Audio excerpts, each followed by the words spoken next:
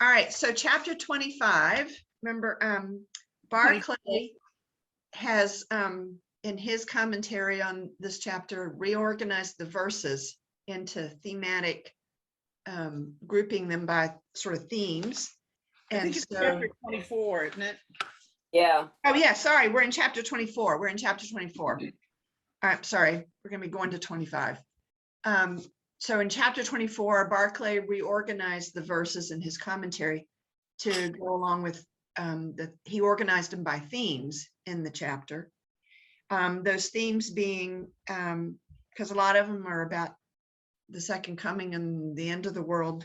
And so for Barclay, he's organized them into themes about persecution, threats that would develop against the life and purity of the church, and then verses speaking directly to the second coming of Christ, which is where we're going to start today. Right. And I did want to interject that this the bulk of this chapter, basically through verse 34, verses Matthew 24, 1 through 34, are also in Mark and Luke.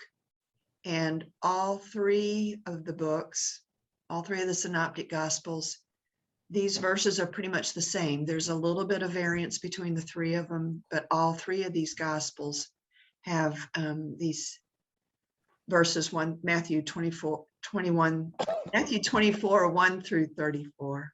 So, and as we've talked about before, some of it seems to refer to the destruction of Jerusalem. Remember, Mark was written pretty much during the time of the destruction of Jerusalem, whereas Matthew and Luke were each written about roughly 20 years, I think, after that. So an issue that very much would have been part of the lives of the authors of these three gospels.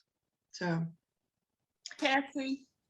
Oh, hey, Cassie. Hi, sorry I joined it a little late. Oh, glad you're here. We're just getting started in Matthew 24. Yeah, I want to comment that, and you may have been paying attention to this, the sermons have been coming out of that part of Mark. And what we're studying today is part of the basis of the sermon today. Wow. So that correspondence is, we've talked about it, that happens occasionally. It's happening today. Thanks for that heads up. Cool. Okay. Cool. All right. So that'll be another perspective on what we talk about today. So, all right. So Matthew, on page 364 of Barclay's commentary, these are three different selections from Matthew 24. So Sarah, you want to read? Since you usually read first. This is verse 3. All right, because remember, Jesus had been teaching in the temple. All right, and last week we looked at verses 1 and 2 where he moved out of the temple. But now with this one, as Sarah's going to read, Jesus had gone to the Mount of Olives. So it's verse 3, then verse 14, and then verses 27 through 28. His disciples came to him privately when he was sitting on the Mount of Olives. Tell us, they said, when these things shall be, and tell us what will be the sign of your coming and of the consummation of the age. And the gospel will be proclaimed to the whole inhabited world for a testimony to all nations, and then the end will come. For as the lightning comes to the east and comes from the east and shines as far as the west, so shall be the coming of the Son of Man. Where the body is, there the vultures will be gathered together. All right, so here Jesus is speaking specifically about his second coming. And there is a phrase, so this phrase, the second coming, is never really used in the New Testament. I didn't realize that that's a phrase that's evolved over time. But there is a word that is used in the New Testament to describe the return of Christ in glory, the return of Christ in glory. And that word, the Greek word is parousia. And it's a word that has come into English as a description of the second coming. And so that word parousia is common in the rest of the New Testament. But in the Gospels, this is the only chapter in which it occurs. These verses in, verse 3, verse 27, and then verse 37 and 39 of here of Matthew 24, that the word parousia is used. The regular use of the word was to describe the arrival of a governor into his province or for the coming of a king to his subjects. So it regularly describes then a coming in authority and in power is, how the root meaning of the word has been used. So Barclay makes a note that the remainder of chapter 24 will tell us a lot about this second coming. We'll be getting into that. But he wants us to, he's sort of given us a heads up about what we're going to be talking about. That it conserves the fact that the ultimate triumph of Christ, the fact of the ultimate triumph of Christ, that's a main point. That we're talking about the ultimate triumph of Christ, that Jesus is talking about that, and that the end is his universal kingship. And also the fact that history is going somewhere. All right, that history is going somewhere. That sometimes we feel like that history is plunging to a wilder and wilder chaos. I think a lot of us have kind of had that feeling at times this past couple of years. And that sometimes have felt that history was cyclic and that the same weary round of things would happen over and over again. And Barclay makes the point about how the Stoics believed that there are certain fixed periods in history, that at the end of each, the world is destroyed in a great conflagration. So the Stoics thought. And then at the same story in every tiny detail takes place all over again. So yeah, so kind of an interesting view about how history moves through time. There was a brief discussion the other night. CWF group went to tea this past week, and at some point, and I don't know how it happened, people started talking about reincarnation and their belief in reincarnation, and that, we just keep coming back and enjoying the trip in a different time frame. And so kind of along that same line is, where are we in history? And there were several people at the table that said, yeah, I've been here before. And somebody said that they had been alive during the Civil War, and somebody else, just, it only lasted for a minute or two, but it was very interesting take on things. Did you save any other drugs? Oh, yeah. There's See what happens when you drink tea? Yeah. Does anybody get the whole concept of history is going somewhere? Isn't that an oxymoron? Good point. It really doesn't make sense. that history is going somewhere. Yes, it doesn't. The future is going somewhere. The history is. Oh, gotcha. It's always- All right. Yeah. That's bad use of the English language. Yeah. Seriously, I'm serious. I'm serious. I understand. Yeah. Yeah. You're right. If you're going somewhere with history, then why? How can Let's you send ever? in an edit request. How can you ever learn from history if it's going somewhere that you don't know? Seriously, True. philosophical questions. And with that, I think I need a nap. My view of history is coming from the Hubble telescope. There you go.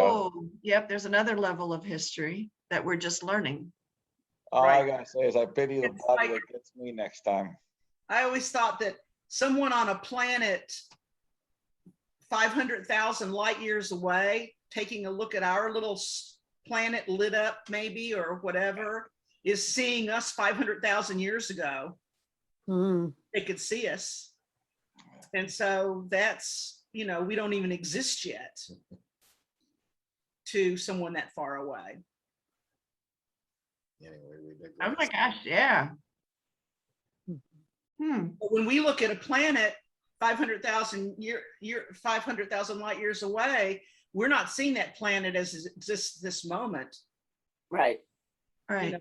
So there might be life on that planet right now, but we Yeah. don't see it. So anyway, we digress, Bud says. My fault. We always digress. You like that? No, we don't ever digress. We always, what is it when you think in the future? It's not history. Digression is history, right? Prophesize. Oh, prophesize. That's There you right. go. Better to digress than to transgress. How's that? There you go. Oh, whoa, good. Good. Well, the maps are really doing you good. Kathy, That's what like was, Bud on what was more. the deal in the scripture that Sarah just read about the body and vultures? Yeah, I was wondering about that. I don't know, because neither of my commentaries said anything about it. Yeah, where the Could body. could you read it again? Yes. All right. So it's verse 28. Well, let me read 27 and 28 together. For as the lightning comes from the east and shines as far as the west, so shall be the coming of the Son of Man. Where the body is, there the vultures will be gathered together. I didn't know if you don't think that was predicting his death on the cross. I don't know. Probably not, but I mean, the verses we're going to be talking about today, my other commentary really talks about how this is tough. These are tough verses. These are tough verses to sort out. Maybe the vultures are just a metaphor for the second coming. They're not going to believe him, or they're going to, disregard him. It's like if you're a false prophet, so you must not be right. And right after that, we studied this, as Kathy mentioned, all of these verses are rearranged by Barclay into groups. And Yeah. what follows that about the vultures will be gathered together is the verse immediately after the affliction of these days, the sun will be darkened and the moon will not give her light. So it's following that. Yeah, so when you look at them all together, so let me read all those verses together, because I think, Susan, you've got a good point with Barclay's rearrangement, something that we're missing. So wherever the corpse is, that is where the vultures will gather. Immediately after the stress of those days, the sun will be darkened and the moon will not give its light. The stars will fall from the sky and the powers of the heavens will be shaken. And then the sign of the Son of Man will appear in heaven. Then too, all the peoples of the earth will beat their breasts, and they will see the Son of Man coming on the clouds of heaven with power and great glory.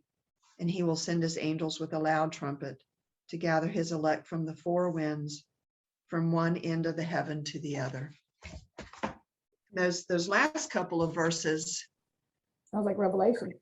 yes, Mhm. yes, very similar languages in Revelation. And then right after that verse, the verses that Kathy read, we'll be following it with the very next verse in the next reading. Yeah. So It So a lot almost of sounds these- to me, given the fact that this is something he's talking about before the crucifixion, it almost sounds to me like he's describing him being surrounded prior to the crucifixion by enemies, and things are dark, and then the resurrection. It almost sounds to me like he's describing the whole Easter story as opposed to something that's going to happen after that.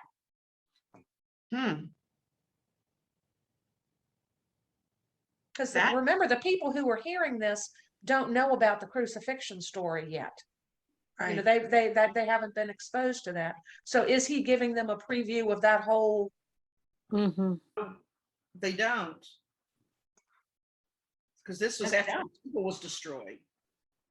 No, but you know, but the disciples and the other, you know, everybody following Jesus at the time, they have no clue what. But if you don't look at it with Barclay's rearrangement, you have the gathering of vultures surrounding the carcass. Then it says immediately after those horrible days end, the sun will be darkened, and then at last the sign of the coming of the Son of Man. So if you read it as a linear progression, I think it is just referring to the final reference was, and then at last the sign of the coming of the Son of Man. So I think maybe he is talking about the second coming. Or viewing the second coming as the resurrection of mankind as opposed to the resurrection of Christ. Ah, Hmm. That's how I read it or heard it, since I haven't read it. I looked up where there is a dead body there, the vultures will gather. I looked that up and there are a lot of different explanations for what that phrase might mean. I'll read you just a couple of them. One says, Jesus is using corpses and vultures as an example. The corpse is the false prophets and the vultures are those that follow them.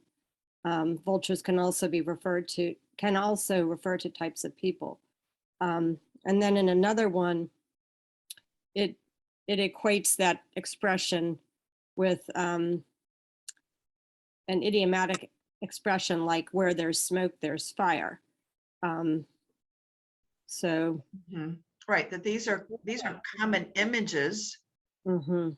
you know, lightning going across the sky, you know, vultures circling when there's a dead, you know, Yeah, when there's a carcass. Animal. Mhm. kind of like as sure as the sun rises in the east and sets in the west. It's something that they would understand as a certainty. Yeah, Right. vultures are a sign of death.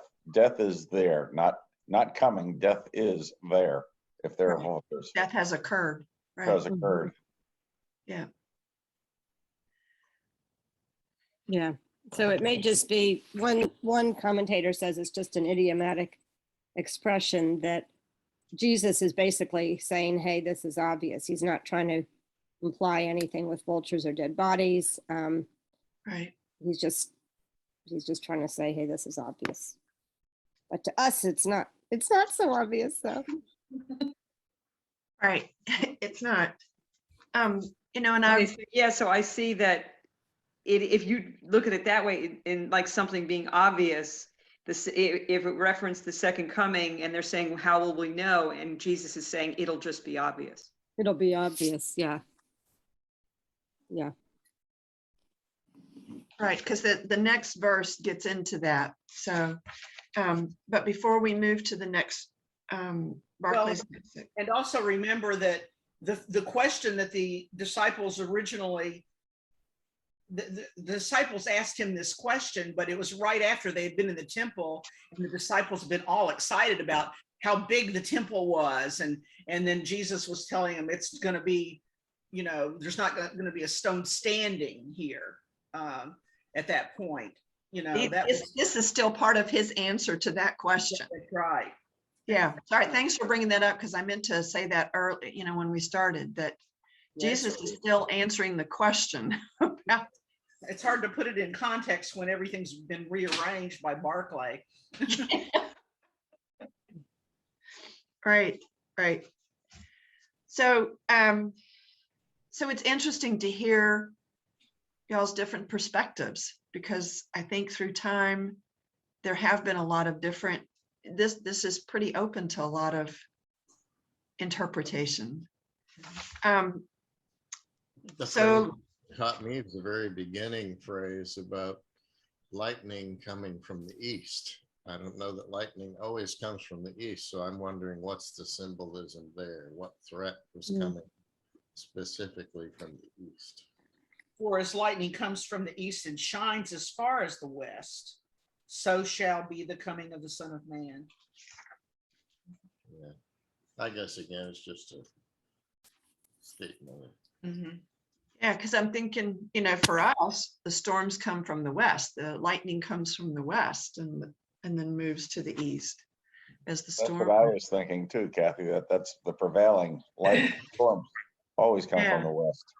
Now, I Well, don't know whether in that part of the world, what direction like I would guess it comes off the Mediterranean also. Well, In the when it west. comes when it comes from the southeast, it's really bad. Aside Because from- that's hurricane. aside from weather, what I was thinking is, what is that a metaphor? Is that home? Is that some other, force that's coming? Well, we Well, I- always think of morning as coming from the east, newness Mhm. arising. Mhm. Yeah, I wondered if it should have been lightening, that the day, as the sun comes up, right, and they just used the wrong word. It should have been Lighting. lightened. Light comes from the That's it. Well, don't let me get sidetracked here. Yeah. That's interesting. Light comes from the east and spreads to the west. Mhm. Mhm. Yeah. Right, but that's an English Yeah. subtlety. That's not a Greek subtlety. So, okay, all right, and Barclay makes the point out of these verses, though, these 4 verses that Well, there you go. that there is an essential truth, that he's contending there is a second coming. That it's one divine far off event to which the whole creation moves, that we are all of creation is moving to this event. So now, next verses, we're going to look at getting into the coming. All right. So Susan, you want to read Yes. 32? And these verses are all sequential now. We're out of Barclay reorganizing the verses. Learn the lesson which comes from the fig tree. Whenever the branch has become tender and puts forth its leaves, you know that summer is near. Even so, when you too see these things, know that he is near at the doors. This is the truth I tell you. This generation shall not pass away until these things have happened. Heaven and earth will pass away, but my words will not pass away. No one knows about that day and hour, not even the angels of heaven, not even the Son, but only the Father. As were the days of Noah, so will be the coming of the Son of Man. For as in those days before the flood, they spent their time eating and drinking, marrying and giving in marriage, until the day that Noah entered into the ark, and were quite unaware of what was to happen until the flood came and swept them all away. So will be the coming of the Son of Man. At that time, there will be 2 men in the field. One is taken and the other is left. There will be 2 women grinding with the mill. One is taken and the other is left. Those last couple of verses are really Mhm. some of the toughest ones. So Barclay contends that we've got there's 2 sections here. First, he's talking about the fig tree, and that when we see that the fig tree doing its normal, moving into summer kind of growth, that everybody would recognize, everybody would know what that means, what that occurs, that the Son of Man is near at the doors, and that this generation shall not pass away until these things have happened. So he's contending that just as by the signs of nature Barclay is, it'll be possible to tell by the signs of the world that the second coming is on the way. So then it seems to go on to say that the second coming will happen within the lifetime of the generation listening to Jesus at that moment. That those through verse 35 seems to say that it's going to happen during Jesus's time. But Then he goes on to say, but no one knows about that day or hour, not even the angels of heaven, not even the Son, but only the Father. And then he gives the, talks about Noah, as were the days of Noah, so will be the coming of the Son of Man. So he's saying in the second section that no one knows the time of the second coming. You know, keeping in mind that we hear that heaven will be a physical thing, on heaven on earth, when Jesus comes, the second coming, it won't be that we'll all be up in heaven doing this. We'll be on earth and have an earthly kingdom of God in some interpretations. I was wondering, when they talk about two men in a field, one is taken and one is left, and women, one is taken and the other is left. I thought about that a little bit differently. It may be the one that is the one taken the positive one, or the one left that's the positive one? Is it good to be left, or is it good to be taken? Ooh. The fundamentalists would say it'd be good to be taken. No, to the- no, it's taken to it's better hell? to be left. When you study It'll be better that, to be left. it's better to be left. That has been misinterpreted and misquoted forever. In that particular sense, it's better to be left. I had never thought of it before. I never until thought about it from I that was reading perspective. it, and I says, I think I want to be left. You know, I don't want to be the one that's taken to gnashing teeth, you know? Well, see, when I listened to that, I conceptualized that in the end, we're starting all over again, and the woman left and the man left are Adam and Eve, symbolically. I guess I'm a thinker of one. See, my brain keeps going back to the crucifixion and resurrection. It happened within the generation that was alive. Nobody knew when it was going to happen. And the one man taken and one left, I think he was saying that there's some who will see it and believe, and there's some who will see it and not believe. So I just keep going back to the Easter story, as opposed to this future event that's going to happen. Mhm. You know, having, Good I mean, idea, everyone. You know, it really makes you think, doesn't it? I mean, we've got varied backgrounds here, and so I wondered for some of you guys, what this is like. I grew up in a disciple congregation where there wasn't really any talk about the second coming, and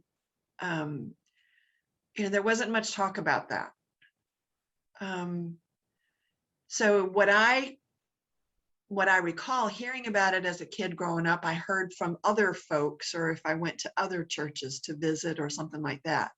Well, I didn't go to Sunday school that much at all when I was little, but I know I was always looking at the sky, and if there was something that looked like a cross in the sky, it kind of got absorbed in me that, oh, I wonder if this is it, you know? Well, Catholicism is based on fear, so we were always wary of when it was coming.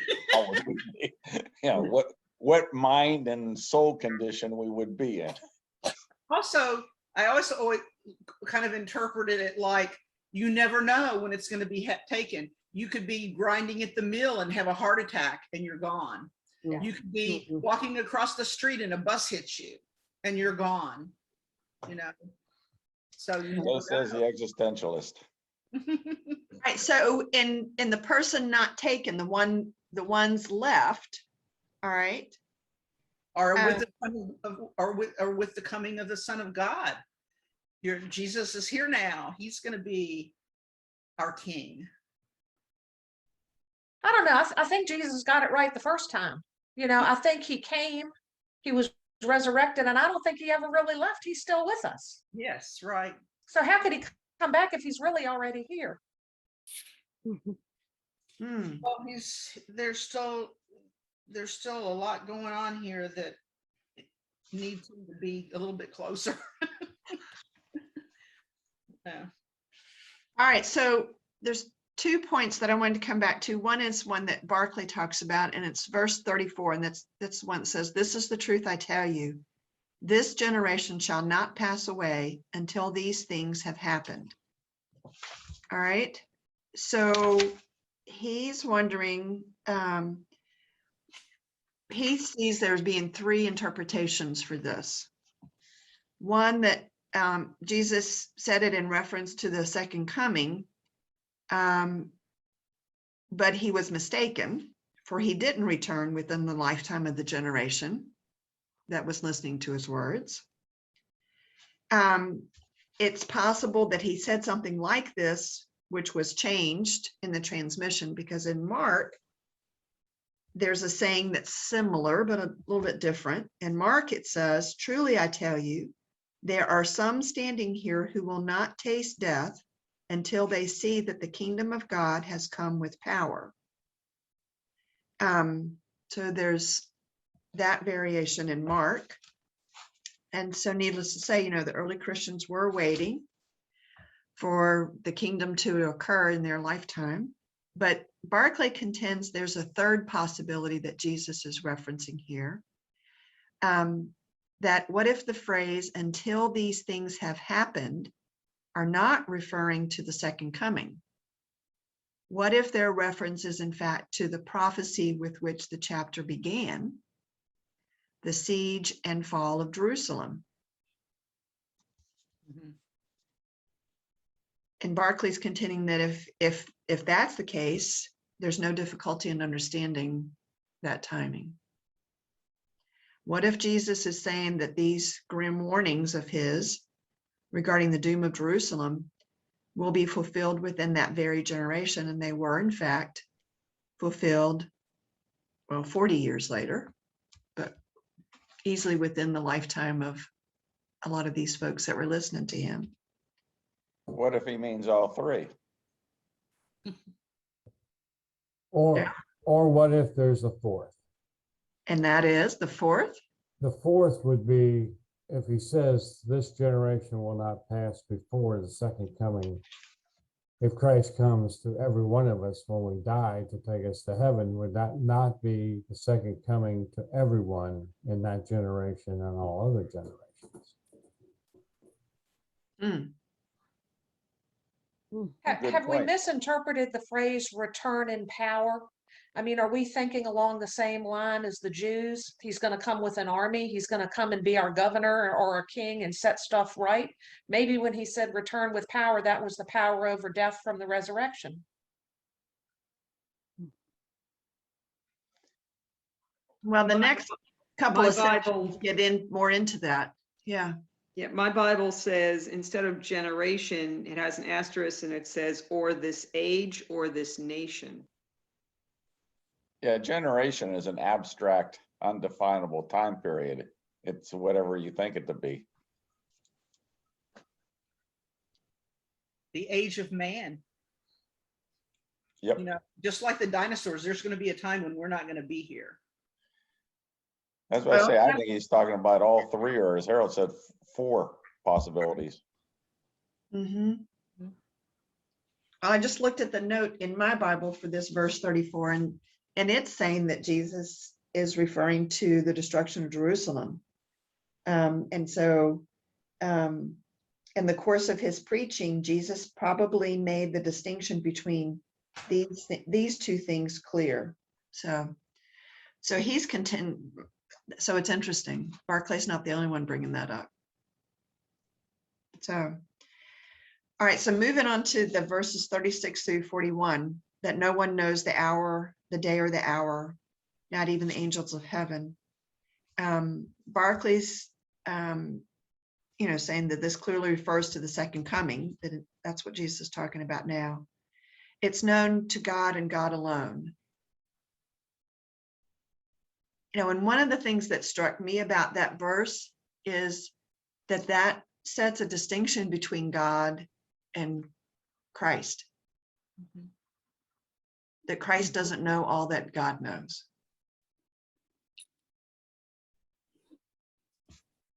Kathy,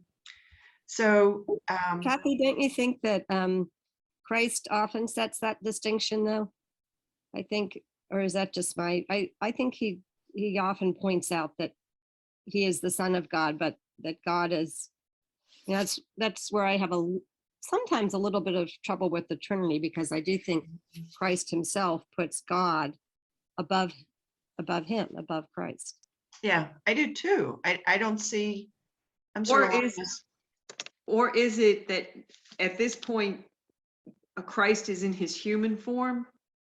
And then he says only the Father knows, but is the Trinity not Christ? Let's say, from the very beginning, Christ existed from the first, millisecond.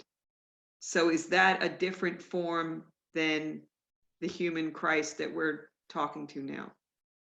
Mhm. Yeah, that's a good question. That says he hasn't had enough coffee. All right, so Barclay brings up the point that it's our duty to prepare ourselves and to watch. And the next verses get into that. So I'm talking about Noah, thinking about Noah. Did Noah throw his ark together like in a rush? Nope. He prepared over time. Were there people that were laughing at him and sort of joking about him? And yeah, there were.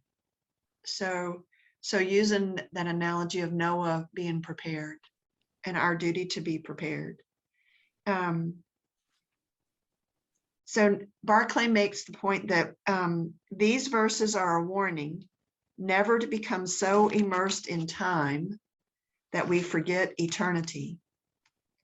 Never to let our concern with worldly affairs, however necessary, completely distract us from remembering that there is a God, that the issues of life and death are in his hands, and that whenever his call comes at morning, at midday, or at evening, it must find us ready. What if we've missed the whole boat? And what if each of us will eventually get there, but it happens individually. So if the body is a temple of God, and if the kingdom of God is within you, it's that moment of revelation when you fully accept Christ that you have a second coming. A rebirth. I'm off on some weird tangent here, but I like it. No, not at all. Not at I all. like, Oh, yeah, I think it's good. temple doesn't refer, yes, there was a temple in Jerusalem and it was torn apart, but what if your body is the temple of God?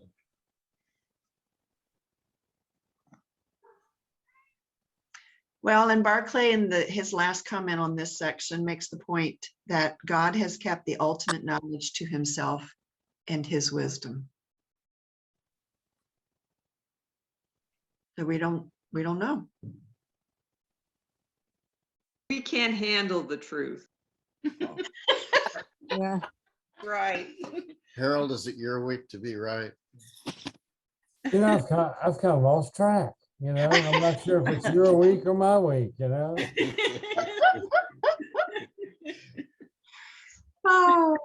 All right, so who would like to read the next verses?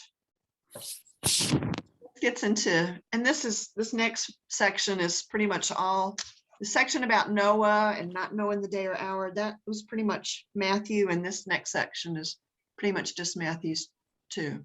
So What verses are you on, Kathy? 42 through 51, chapter 24, 42 through 51. I can read them if you want. Okay. Therefore, keep watch, because you do not know on what day your Lord will come.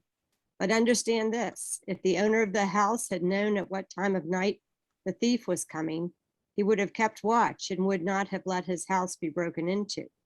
So you also must be ready, because the Son of Man will come in an hour when you do not expect him.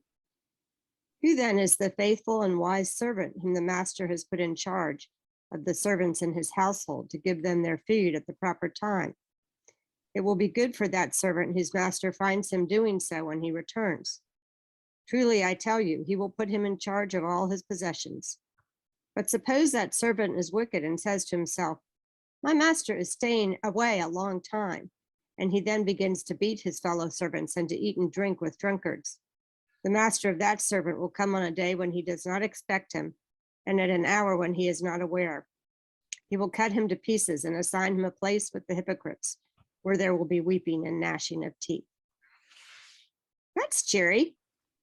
All right, I need to correct myself. This parable about the household servants is in Luke, but it's in a different, Luke has it in a different place in the ministry of Jesus. So Matthew has it here in the context, talking all together about the second coming. So That just then might reinforce the fourth option of Christ second coming when we die. It says right there, we don't know when the Son of Man will come to take you. So I mean, doesn't that reinforce what we just talked about a minute ago? Yeah, I think when Cassie was reading that, it really led me to believe it was more not on the whole, not on everyone, that God's coming to everyone at the same time, but more of an individual. This is an individual thing, that God can come, the Son of Man can come to me this afternoon if I should die, and that it is, so I was reading it more of an individual kind of a thing and not something that's happening to all of mankind.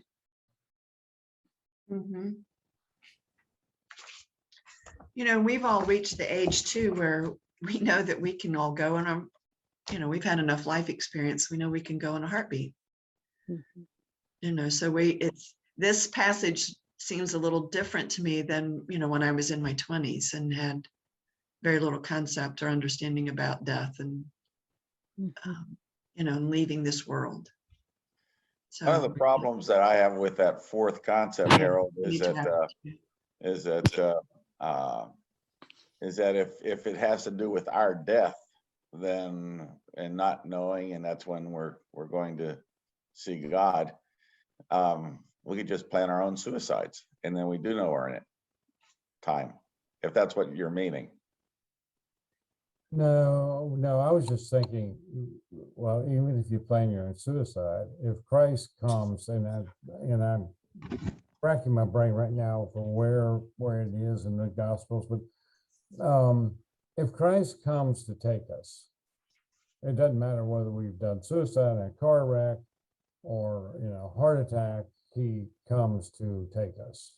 If we're believers, and as he said, if you believe in me and he who sent me, then you'll have everlasting life, and I'll be coming to get you. But so I'm not sure it matters how you go. Now, I'm not sure either. I don't know how they look at suicide and all that routine, that's between God and whatever, but I still think that would be the same thing, that when we, stop breathing, something happens. Does Christ come? Do we see Christ? And, that's my belief, that that's the second coming, but I could be wrong. This might not be my week. Sounds good, though. Give you a pass. And next chapter, when we start studying next week, it's going to be talking about the fate of the unprepared and the condemnation of the buried talent, and God's standards of judgment. Oh, there's that fear factor coming into effect. Right. Well, Barclay makes the point that it's, this is not something for us to panic about. This is something which I think most of us at this point in our lives are already doing to a large extent, but being prepared for life overall. And he tells this story about Satan, that he sent out some apprentices to convert people. And the first said, well, I'll tell them there's no God. And Satan said, don't, that's not going to work. And the second one said, well, I'll tell them there's no hell. And Satan said, like, you think that's going to work? And the third one said, well, I'll tell them there's no hurry. And Satan said, and go, and you will ruin them by the thousands. Mhm. An interesting note to end on. So, Yeah. all right. So y'all have a good week. See you in worship.